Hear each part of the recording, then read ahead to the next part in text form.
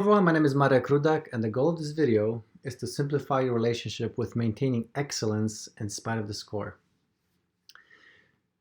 So the original inspiration for this video was last week's World Series. I'm not a big sports fan in general, especially baseball. I grew up in Poland where baseball was just something that took me really a while to understand.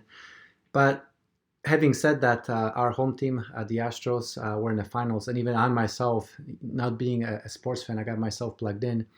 And to me, it was just fascinating to see how at first people were super excited. Then when the Astros were they'd lost the first two games, the excitement kind of waned. And then they came back and they were leading for a while. And people got super excited. They were waiting for a total and complete victory. And then in the last game, there was disappointment. Everybody was upset, including myself, because it really looked like Astros were, coming back from behind and they were going to win it.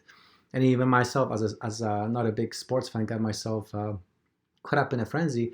And that made me wonder is how is that different for everyday life?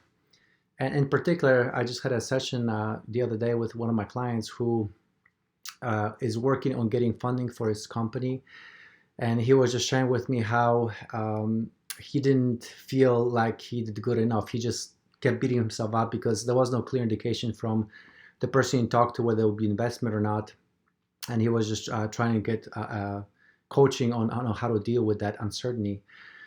And this is something that's actually very near and dear to my heart as an entrepreneur. How do you maintain that excellence in spite of the score when you don't have that clear indication? The benefit of the sports is that you can look on the scoreboard and you see exactly where you are. Obviously, you can choose how to react to that score. But in life, the score is not that certain. And the analogy that always helps me, it might take me a while, but it helps me eventually, and it's something that really helped my client, was analogy of planting the seed. And this really came to me when I did life team at my local church back when I lived in Woodlands. And, just like anybody that was part of the core team, we wanted to make a difference. And it's pretty tough to do that with teenagers. I was a teenager myself, so I can totally relate. But you have all these big expectations. I remember this one cycle of life team. I just had this really big group, and I had a whole bunch, because I'm a guy. They gave me a whole bunch of guys, and these guys, they were like too cool to school. They were texting, talking, joking, and there was 14 of them. It was just me and my partner. It was really hard to keep everybody focused. 14 people, all over the table. I had a conversation with one kid.